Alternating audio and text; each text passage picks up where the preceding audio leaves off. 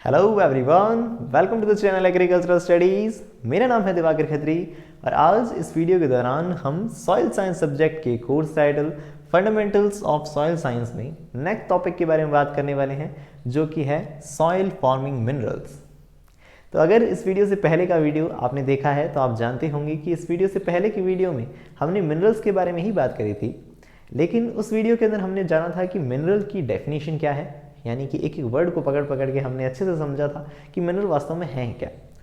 और साथ में हमने मिनरल्स की अलग अलग कैरेक्टरिस्टिक्स को भी जाना था, यानी मिनरल की क्रिस्टलोग्राफिक प्रॉपर्टीज़, उसकी हम देख रहे थे फिजिकल प्रॉपर्टीज़, या साथ में हम देख रहे थे उससे कोहेशन से रिलेटेड प्रॉपर्टीज़, है ना। तो वो अलग अलग जो प्रॉपर्टीज़ थी या उनकी अलग अलग जो कैरेक्टरिस्टिक्स थे मिनरल के, उसके बारे में हमने अच्छे से पिछली वीडियो में चर्चा की थी, है ना। तो अब आज का जो वीडियो है इसके दौरान हम बात करेंगे सॉइल फॉर्मिंग मिनरल्स के बारे में, यानी कि मिनरल्स ऐसे जो कि सॉइल के अंदर देखे जाते हैं, है ना। तो या हम कह रहे हैं अर्थ क्रस्ट के ऊपर कहीं ना कहीं या अर्थ का ही हिस्सा है, ऐसे मिनरल्स के बारे में अच्छे से हम बात करने वाले हैं। और साथ में मैं आपको बताना चाहूँगा कि आज की इस वीडियो के दौरान हम मिनरल्स की क्लासिफिकेशन के ऊपर फोकस करने वाले हैं। क्लासिफिकेशन क्यों? क्योंकि मिनरल ऐसा नहीं है कि कुछ 10 हैं, 20 हैं, 100 हैं या 200 हैं।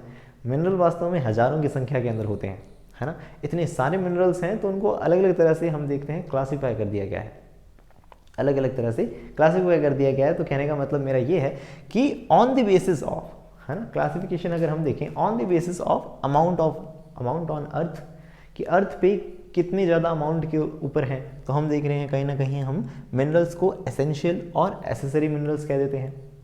एसेंशियल मिनरल्स ऐसे जो कि अर्थ का लगभग 95% हिस्सा बनाते हैं, और साथ में हम देख रहे हैं एसेसरी मिनरल्स जो कि कम अमाउंट के अंदर है ना। तो कहने का मतलब मिनरल्स को इस तरह से भी क्लासीफाई किया जा सकता है। इस तरह से भी क्लासीफाई किया जा सकता है कि मिनरल्स का ओरिजिन क्या है, यानी बने किस तरह से हैं वो, यानी कि हम उन्हें प्राइमरी और सेकेंडरी के अंदर बांटते हैं। इस वीडियो से पहले के भी पहले वीडियो में अगर आपने देखा हो तो उसमें हमने बात करी थी कि प्राइमरी मिनरल और सेकेंडरी मिनरल में क्या फ़र्क होता है और उनके क्या खास खास एग्जांपल्स होते हैं, है ना। तो उसके बारे में हमने पिछले वीडियोज़ के अंदर बात कर ली है। और साथ में हम इस तरह से भी क्लासिफिकेशन को पढ़ सकते हैं कि मिनरल की स्पेसिफिक ग्रेविटी क्या है, यानी कि कुछ मिनरल्स हाई डेंसिटी वाले या हाई स्पेसिफिक ग्रेविटी वाले होते हैं, कुछ लो स्पेसिफिक ग्रेविटी वाले होते हैं, है ना। तो पिछली वीडियो के अंदर ही हमने इसके बारे में अच्छे से बात करी थी।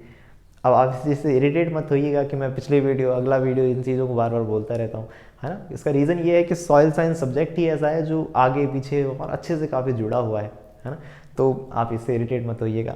और मैं कह रहा हूँ कि और जो एक क्लासिफिकेशन जो कि इम्पॉर्टेंट है वो क्या है, वो है केमिकल कंपोजिशन। देखिए, ये जो हम देख रहे हैं सबसे इम्पॉर्टेंट क्लासिफिकेशन जो हम कह रहे हैं वो एक तरह से ये है कि सॉइल फॉर्मिंग मिनरल का केमिकल कंपोजिशन क्या है, यानी वो बना किससे है, मिनरल बना किससे है। जैसे कि अगर हम कहें उसके अंदर सिलिकेट मिनरल के बारे में बात करें तो उसके अंदर ऑफकोर्स सिलिकन होगा, है ना। तो और ये जो सिलिकेट मिनरल्स हैं वास्तव में अर्थ के ऊपर सबसे ज़्यादा हैं, है ना। आप जानते होंगे कि हमारे पूरे अर्थ क्रस्ट के अंदर ही सबसे ज़्यादा अगर कोई मिनरल्स हैं तो वो किस तरह के हैं, सिलिकेट यानी सिलिका वाले मिनरल्स हैं, है ना। और बाकी बचे हुए जो हम देखें मिनरल्स तो वो क्या हो सकते हैं, जैसे नेटिव एलिमेंट्स वाले मिनरल, या ऑक्साइड हाइड्रोक्साइड वाले मिनरल्स, या कार्बोनेट्स वाले मिनरल्स, या हैलाइड या सल्फर वाले मिनरल्स। तो कहने का मतलब ये हुआ कि हैलाइड, सल्फर, इन सब का अपना अपना अलग केमिकल कंपोजिशन हो सकता है। तो जिसमें सिलिकन है वो कहीं ना कहीं सिलिकेट मिनरल हैं, और जिनमें सिलिकन नहीं है वो एक तरह से नॉन सिलिकेट्स हैं, है ना।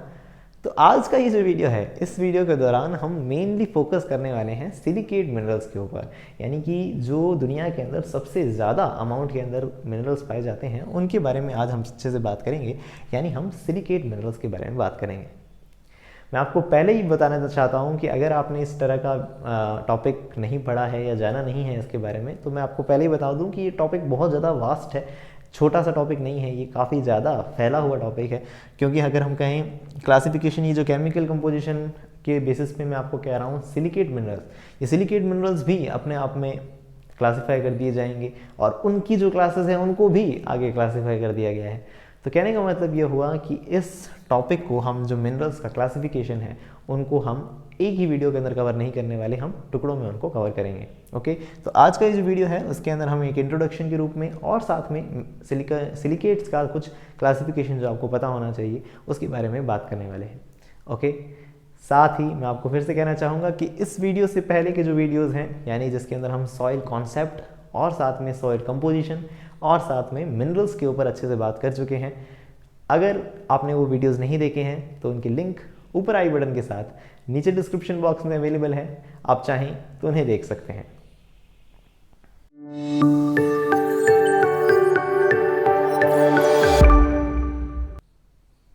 तो जैसा कि आपने अब तक जाना है कि हम मिनरल्स को केमिकल कंपोजिशन के हिसाब से अलग अलग ग्रुप में हम बांट रहे हैं, तो उसमें से सिलिकेट मिनरल्स जो हैं उनके बारे में हम अच्छे से बात करने वाले हैं। तो ये जो सिलिकेट मिनरल्स हैं, इसको अगर हम देखें तो these are largest and most important class of minerals, यानी मिनरल की ये सबसे बड़ी और सबसे ज़्यादा इंपॉर्टेंट क्लास है। कौन? तो हम देख रहे हैं silicate minerals and makeup of approximately 90% of earth crust, यानी अर्थ क्रस्ट का 90% हिस्सा जो है वो किसी मिनरल्स, आगे हम कह रहे हैं कि जितने भी मिनरल्स हैं अर्थ क्रस्ट के अंदर उसमें से 90% मिनरल्स तो कौन से हैं? तो हम देख रहे हैं सिलिकेट मिनरल्स ही हैं, है ना। तो कहने का मतलब कि इतनी ज़्यादा अमाउंट के अंदर जब है अर्थ क्रस्ट के अंदर, या हम कह रहे हैं कि सबसे ज़्यादा मिनरल यही हैं, तो इसके बारे में पढ़ना इंपॉर्टेंट हो जाता है ना। तो हम देख रहे हैं basic building block is silica tetrahedra. अब इसकी जो बेसिक बिल्डिंग ब्लॉक है, क्या हम कह रहे हैं ये जो सिलिकेट मिनरल्स होते हैं उसके अंदर एक तो सिलिकन होगा ही, आप जानते ही हैं। एक सिलिकन के अंदर हम देखते हैं जो 4 ऑक्सीजन से घिरा हुआ होता है ना। तभी तो उसको हम कहते हैं, इसकी जो शेप है उसे हम कहते हैं टेट्राहेड्रा। टेट्रा मतलब 4, हेड्रा मतलब उसकी साइड, तो ये पिरामिड के रूप में एक स्ट्रक्चर बनती है ना। तो ये जो सिलिकन टेट्राहेड्रा है वही बेसिक बिल्डिंग ब्लॉक है किसका? सिलिकेट मिनरल्स का।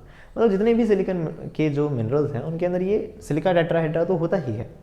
अब इसकी ही कॉम्प्लेक्सिटी बढ़ती जाती है, मतलब यही सिलिका टेट्राहेड्रा जो है वो और कॉम्प्लेक्स होता जाता है और उसके रूप में हम देख रहे हैं इतनी सारी क्लासेस बन जाती हैं, यानी कि हम कह रहे हैं 7 क्लासेस के अंदर और इसे हम बांट देते हैं, है ना। अच्छा, उस लाइन को अगर हम कंप्लीट कर लें तो सिलिका टेट्रा ये होता है कंपोज्ड ऑफ 4 ऑक्सीजन, जैसा कि आपने जाना एक सिलिकन बीच में होता है और 4 ऑक्सीजन उसे घेरे हुए होते हैं, है ना। Bounded to 1 silicon in a pyramid structure, वो स्ट्रक्चर पिरामिड जैसी होती है ना। 3D के रूप में आपके सामने एक चीज़ आई रही है, स्क्रीन पे इमेज आ रही है, तो आप उससे देख के समझ ही रहे हैं उसे। और हम देख रहे हैं according to the structure of silicate ion. अब ये जो सिलिकेट का आयन है जिसमें एक सिलिकन है 4 ऑक्सीजन है, ये सिलिकेट आयन जो है ना, ऐसा ही वो 4। तो इस तरह का ही आयन यानी क्या होगा ऑफकोर्स, या तो प्लस चार्ज होगा या माइनस चार्ज होगा। तो हम देख रहे हैं SiO4-2, इस तरह से इसके ऊपर जो अगर चार्ज है, तो ये जो चार्ज हैं हम देख रहे हैं ये वाले आयन्स जो हैं इसके बेसिस पे कि ये किस तरह से जुड़े हुए हैं आपस में, है ना। तो इसके बेसिस पे हम देख रहे हैं 7 तरह की क्लासेस बन जाती हैं। ओके, इन क्लासेस को हमें अब 1 बाय 1 करके अच्छे से पढ़ना है। यानी कि सबसे पहले हम बात करेंगे नेज़ोसिलिकेट्स के बारे में। नेज़ोसिलिकेट या सिंपलेस्ट फॉर्म ऑफ सिलिकेट जो है सबसे, है ना, तो वो है नेज़ोसिलिकेट, या हम जिसको कह सकते हैं ऑर्थोसिलिकेट्स भी कहा जाता है। उसके बाद थोड़ी सी चीज़ें और कॉम्प्लेक्स हो जाती हैं, यानी जिसे हम कहते हैं सौरोसिलिकेट्स, है ना। कैसे कॉम्प्लेक्स हो जाती हैं अभी थोड़ी देर में हम जानेंगे। साइक्लोसिलिकेट्स, साइक्लो मतलब आप भी जानते हैं जिसमें साइकिल यानी एक चक्राकार स्थिति हो जाए, यानी कि साइक्लिक फॉर्म जो होंगे उसके अंदर, मतलब वो और कॉम्प्लेक्स हो जाएगी। फिर आते हैं आइनोसिलिकेट, है ना, इसको प्रोनाउंसिएशन कहते हैं हम आइनोसिलिकेट। अभी आइनोसिलिकेट अपने आप में 2 तरह के होते हैं, है ना, सिंगल चेन्ड और डबल चेन्ड। समझ आ रही है आपको बात? तो मतलब अब ये टॉपिक जो है ना क्लासिफिकेशन ऑफ हम देख रहे हैं मिनरल्स, है ना। तो ये मिनरल्स का क्लासिफिकेशन, हम कोई एक क्लास पढ़ते हैं उसके अंदर और क्लासेस निकल आती हैं, और क्लास पढ़ते हैं उसमें और क्लासेस निकल आती हैं। तो कहने का मतलब वैसे ही आप देखिए आइनोसिलिकेट भी 2 तरह के हैं, है ना, सिंगल चेन और डबल चेन। इसके बारे में आगे हम थोड़ी देर में बात करेंगे। और उसके बाद जो 2 और इम्पॉर्टेंट क्लासेस हैं, या सबसे ज़्यादा इंपॉर्टेंट क्लासेस हैं सिलिकेट में भी, तो वो हैं फाइलोसिलिकेट और टेक्टोसिलिकेट। फाइलोसिलिकेट और टेक्टोसिलिकेट, जिनके बारे में आज हम इस वीडियो के दौरान बात नहीं करेंगे। इस वीडियो का जो नेक्स्ट वीडियो होगा उसके दौरान हम फाइलोसिलिकेट्स के बारे में अच्छे से बात करेंगे, क्योंकि फाइलोसिलिकेट्स खुद ही अपने आप में 4 पार्ट्स के अंदर बढ़ जाएगा, और उसके ऊपर हम जब चर्चा करेंगे तो वो वीडियो लगभग अपने आप में आधे घंटे का एक अलग ही वीडियो बन जाएगा पूरा फाइलोसिलिकेट्स के ऊपर। तो उसके बारे में हम नेक्स्ट वीडियो के अंदर बात करेंगे, और उसका भी जो नेक्स्ट वीडियो होगा उसके अंदर हम थोड़ी बहुत बात करेंगे टेक्टोसिलिकेट, और साथ में हम देख रहे थे नॉन सिलिकेट मिनरल्स जो थे उनके बारे में भी बात कर लेंगे। ओके, तो कहने का मतलब ये हुआ, इस तरह से आज हम बात करने वाले हैं नेज़ोसिलिकेट्स, सौरोसिलिकेट, साइक्लोसिलिकेट और साथ में आइनोसिलिकेट्स के बारे में। ओके, तो चलिए सबसे पहले सिलिकेट मिनरल के बारे में बात कर लेते हैं, जो कि है नेज़ोसिलिकेट, या जिसे हम ऑर्थोसिलिकेट भी कहते हैं। ठीक है। अभी जैसा कि मैंने बताया ये सिंपलेस्ट हम देख रहे हैं सिलिकेट है, यानी कि इसकी जो सबसे छोटी यूनिट होगी, यानी कि जिससे शुरुआत हुई है, मान लीजिए एक मकान बनता है तो ईंटों से मिलकर बनता है, तो हम कहते हैं कि एक ईंट जो है वो उसकी एक बेसिक यूनिट हो गई, कि यही यूनिट्स आपस में मिलकर कहीं ना कहीं दीवारें बन जाती हैं और देन अल्टीमेटली वो मकान बन जाता है ना। तो कहने का मतलब ये हुआ। उसी तरह से आप इस तरह से समझें कि ये जो नेज़ोसिलिकेट्स हैं इसकी सबसे छोटी ईंट या सबसे छोटी यूनिट जो है वो क्या है, वो SiO4 ही है, यानी एक सिलिकॉन और 4 ऑक्सीजन ही है। अब ये एक सिलिकॉन 4 ऑक्सीजन वाला जो आयन है यही बस अपने हम देख रहे हैं कोई दूसरे मैग्नीशियम या फेरस वगैरह से जुड़कर अपनी एक छोटी यूनिट बनाएगा और इसी तरह की यूनिट्स आपस में जुड़कर नेज़ोसिलिकेट्स बन जाता है। ठीक है, तो कहने का मतलब ये हुआ कि हम देख रहे हैं in this group SiO4 tetrahedra occurs as independent unit, मतलब SiO4 ही एक तरह की इंडिपेंडेंट यूनिट होती है। ठीक है ना, इसके अंदर कोई और ज़्यादा कॉम्प्लेक्स यूनिट नहीं है ना, ऑक्सीजन और भी ज़्यादा हो गए ये तो ऐसे करके नहीं है, तो सिर्फ एक सिलिकॉन और 4 ऑक्सीजन ग्रुप में एक इंडिपेंडेंट यूनिट है इन मिनरल स्ट्रक्चर, इस मिनरल स्ट्रक्चर में। That's why also called island silicate, इसीलिए इन्हें हम आइलैंड सिलिकेट्स भी कहते हैं। ठीक है ना, तो याद रखिएगा नेज़ोसिलिकेट्स को ही हम ऑर्थोसिलिकेट्स के रूप में भी समझ रहे हैं, और साथ में ऑर्थोसिलिकेट्स के अलावा इन्हें एक और नाम दिया जाता है जिसे हम कहते हैं आइलैंड सिलिकेट। आइलैंड क्यों, जैसे आप देखते हैं ना आइलैंड जो होता है वो एक समुद्र में अलग ही दिखता है, सेपरेट हुआ हुआ, तो वैसे ही भी इसका जो स्ट्रक्चर है वो भी एक अलग ही, यानी कि एक ही टेट्राहेड्रा से ही सेटिस्फाइड है, एक ही इंडिपेंडेंट टेट्राहेड्रा से बनाया हुआ है, तो इसलिए इसको एक आइलैंड सिलिकेट भी कह दिया जाता है, तो इसे आप याद रखेंगे, है ना।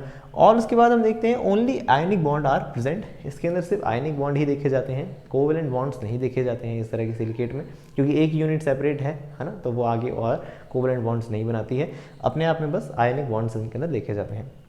और इसका एक बेस्ट एग्जाम्पल जो आपको पक्का याद रखना ही है वो है ओलिवाइन, है ना। ओलिवाइन जो है वो किसके अंदर आ रहा है, नेज़ोसिलिकेट या ऑर्थोसिलिकेट के अंदर आ रहा है, और इसके अंदर हम देख रहे हैं इसका जो फॉर्मूला है।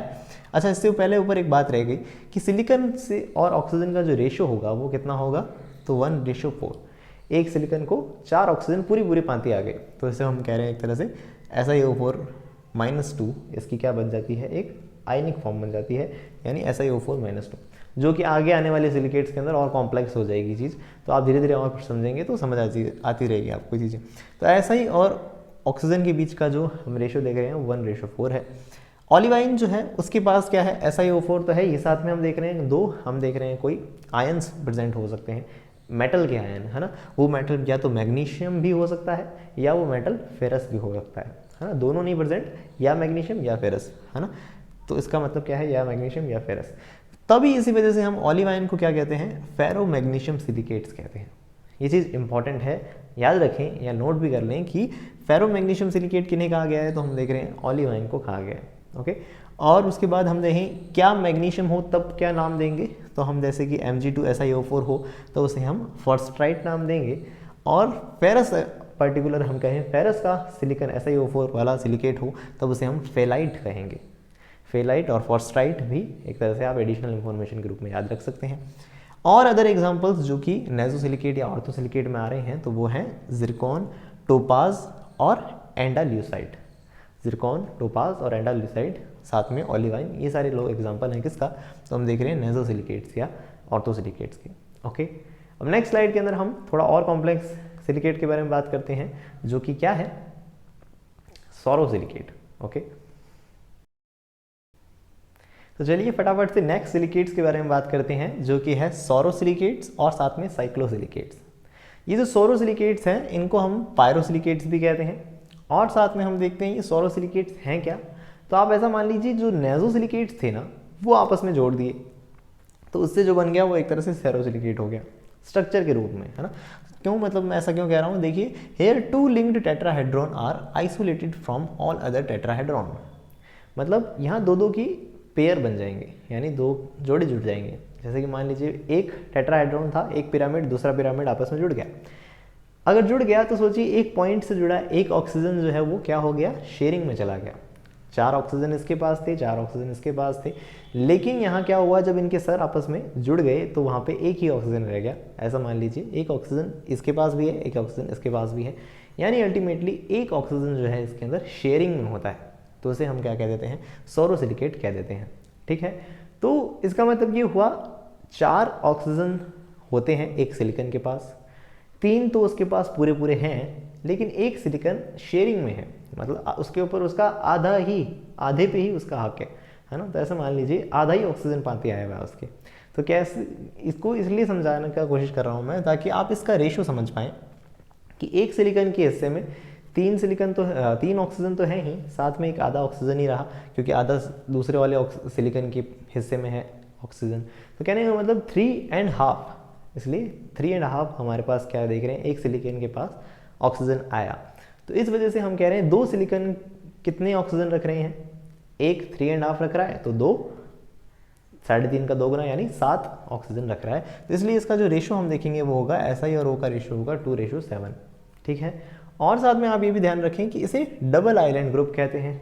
पिछले वाले को नाइजो सिलिकेट को आइलैंड ग्रुप कहा था कि भाई जैसे समुद्र में एक ही आइलैंड होता है, वैसे ही अब दो आइलैंड आपस में जुड़ गए हैं तो उसे डबल आइलैंड ग्रुप भी कह देते हैं।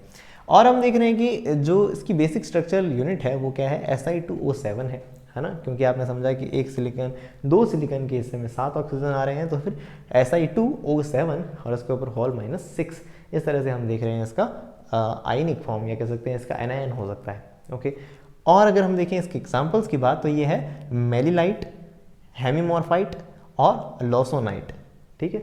तो इस तरह की जो कुछ एग्जाम्पल्स हैं किसमें याद रख सकते हैं आप, सोरोस सिलिकेट्स के अंदर याद रख सकते हैं। तीसरा जो सिलिकेट है वो है साइक्लोसिलिकेट्स। साइकिल तो आप जानते ही हैं, यानी रिंग फॉर्म के अंदर होगा, यानी इफ़ 2 ऑक्सीजन्स आर शेयर्ड। तो आप ध्यान दे रहे हैं कि लगातार जैसे जैसे हम आगे सिलिकेट्स को पढ़ते जा रहे हैं, कॉम्प्लेक्सिटी बढ़ती जा रही है। सबसे पहले एक ही ऑक्सीजन शेयरिंग में था, है ना, जिसके अंदर हम देख रहे हैं एक भी नहीं था इवन किसमें, नेजोसिलिकेट में। दूसरे हम सोरोसिलिकेट में एक ऑक्सीजन शेयरिंग में चला गया। अब हम कह रहे हैं कि 2 ऑक्सीजन जो है वो शेयरिंग में चले जाते हैं, यानी कि ये हुआ मतलब कि एक सिलिकॉन के पास 2 ऑक्सीजन तो पूरे पूरे हैं, लेकिन 2 ऑक्सीजन पे आधा आधा ही हक है। समझ पा रहे होंगे आप इसे, कि एक सिलिकॉन के पास 4 ऑक्सीजन होते हैं, 2 ऑक्सीजन तो उसके पास अभी भी पूरे पूरे हैं, लेकिन 2 ऑक्सीजन पे उसका हक आधा आधा ही रहा है, क्योंकि दूसरे वाले सिलिकॉन का भी उनके ऊपर हक है। तो कहने का मतलब ये हुआ 2 ऑक्सीजन शेयरिंग में चले गए हैं। तो इस वजह से हम देख रहे हैं 2 तो पहले से ऑक्सीजन और आधा आधा मिला के 1, यानी कि एक सिलिकॉन के हिस्से में अभी 3 ही ऑक्सीजन है। इस वजह से हम क्या कह रहे हैं कि SI और O का जो रेशो है वो यहाँ 1:3 हो जाता है। आई होप आपको ये बात समझ आई होगी कि एक सिलिकॉन के पास 3 ही ऑक्सीजन हिस्से में रहे, क्योंकि 2 तो आधे आधे ही हिस्से रह पाए, है ना। और हम देख रहे हैं कि अब बेसिक स्ट्रक्चरल यूनिट जो है इसकी वो Si3O9, सिलिकॉन 3 होंगे तो ऑक्सीजन 9 होंगे, रेशो 1/3 बनना चाहिए। 3 होंगे तो 9 होंगे, 4 होंगे तो 12 होंगे ऑक्सीजन, 6 होंगे तो ऑक्सीजन 18 होंगे। और इस तरह से इसकी एक रिंग फॉर्म बनती हुई नजर आती है, जिसे हम क्या कह देते हैं, साइक्लोसिलिकेट्स कह देते हैं, ठीक है। कुछ एग्जांपल्स जो है बेनेटोटाइट, बेनेटोटाइट याद रख सकते हैं। दूसरा है एक्जीनाइट और तीसरा है बेराइल, बेराइल भी इंपॉर्टेंट है। और साथ में हम चौथा देख रहे हैं जो सबसे इंपॉर्टेंट है वो है टोरमेलिन, है ना। टोरमेलिन या टुरमेलिन जो ये हम देख रहे हैं मिनरल है, ये बोरोन एल्यूमिना सिलिकेट कहा जाता है। बोरोन एल्यूमिना सिलिकेट कहा जाता है, तो आप याद रखेंगे, नोट कर लेंगे कि क्या, कि बोरोन का सोर्स क्या है, कौन सा मिनरल ऐसा है जो बोरोन का अच्छा सोर्स है, तो वो क्या है, टोरमेलिन है, ठीक है ना। तो ये क्वेश्चन पूछा जा सकता है। तो इसलिए टोरमेलिन जो है वो बोरोन एल्यूमिना सिलिकेट है, बोरोन का अच्छा सोर्स है कहाँ पे, वो साइक्लोसिलिकेट में बैठा है। तो इस तरह से हमने जाना सोरोसिलिकेट और साथ में साइक्लोसिलिकेट्स के बारे में। ओके, तो चलिए इस वीडियो के आखिरी सिलिकेट्स के बारे में बात कर लेते हैं, जो कि है आइनोसिलिकेट्स। आइनोसिलिकेट्स को हम मेटासिलिकेट्स भी कह देते हैं, तो आप इसे एक जनरल नॉलेज के रूप में याद रखें।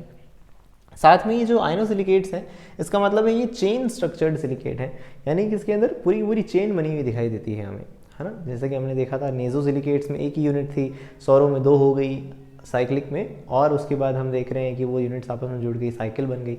और उसके बाद अब हम देख रहे हैं आइनोसिलिकेट साइकिल की जगह अब पूरी चेन बन जाएगी, है ना।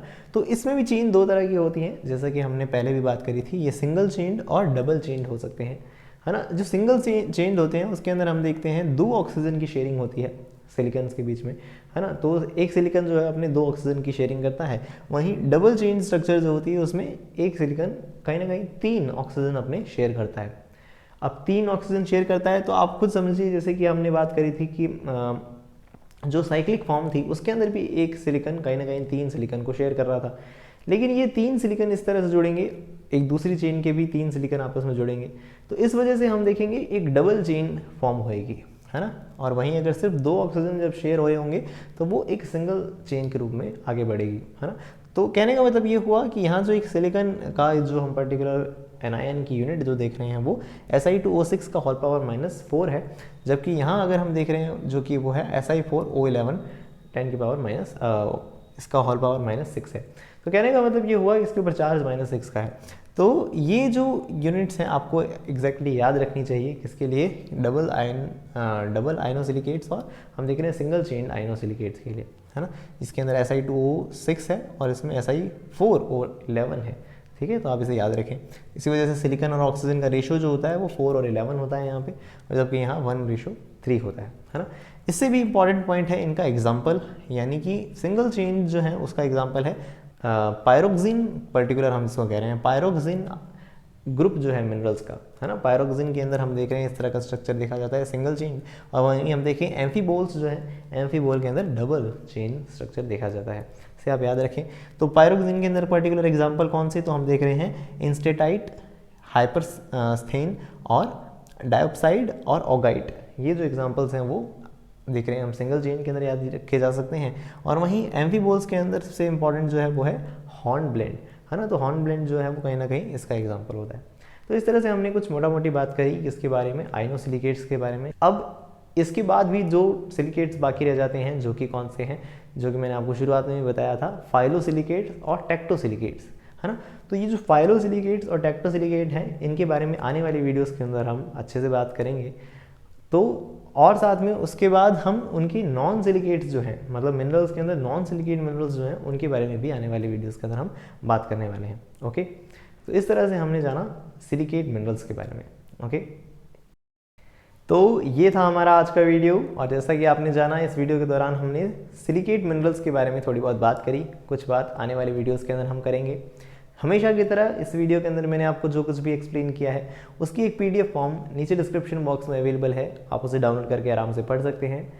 साथ ही मैं आपको कहना चाहूँगा कि अगर इस वीडियो के अंदर आपको लगता है कि मैंने कोई चीज़ सही नहीं बोली है, या और अच्छे तरीके से उसे एलिब्रेट किया जा सकता है या कहना चाहिए, या मेरे पढ़ाने के तरीके में या कुछ भी कहीं भी आपको कोई सजेशन देना हो, तो आप प्लीज़ कमेंट सेक्शन में कमेंट करके आप बता सकते हैं उस चीज़ के बारे में। साथ ही मैं आपको कहना चाहूँगा कि अगर आप जनरल एग्रीकल्चर की नॉलेज और क्वेश्चन आंसर्स में इंटरेस्ट रखते हैं तो आप हमें इंस्टाग्राम या फेसबुक पर फॉलो कर सकते हैं। वहाँ रेगुलर पोस्ट के जरिए मैं जनरल एग्रीकल्चर के कुछ फैक्ट वगैरह जो है वो रेगुलर डालता रहता हूँ, है ना। तो उससे आप जुड़ सकते हैं। साथ ही मैं आपको कहना चाहूँगा कि अगर आपने इस वीडियो से पहले के वीडियोज़ नहीं देखे हैं, जिनके अंदर हमने soil concept, soil composition, minerals, इनके बारे में अच्छे से बात की है, तो उनके लिंक ऊपर आई बटन के साथ नीचे डिस्क्रिप्शन बॉक्स में अवेलेबल हैं ही, आप चाहें तो उन्हें देख सकते हैं। साथ ही मैं आपको कहूँगा कि आप इस वीडियो को लाइक ज़रूर करें, क्योंकि इस वीडियो को लाइक करने से इस चैनल को सपोर्ट तो मिलेगा ही, साथ में इस चैनल के और भी जो वीडियोज़ हैं यूट्यूब आपको रिकमेंड करता रहेगा, तो आप इस चैनल से और अच्छे से जुड़ सकते हैं।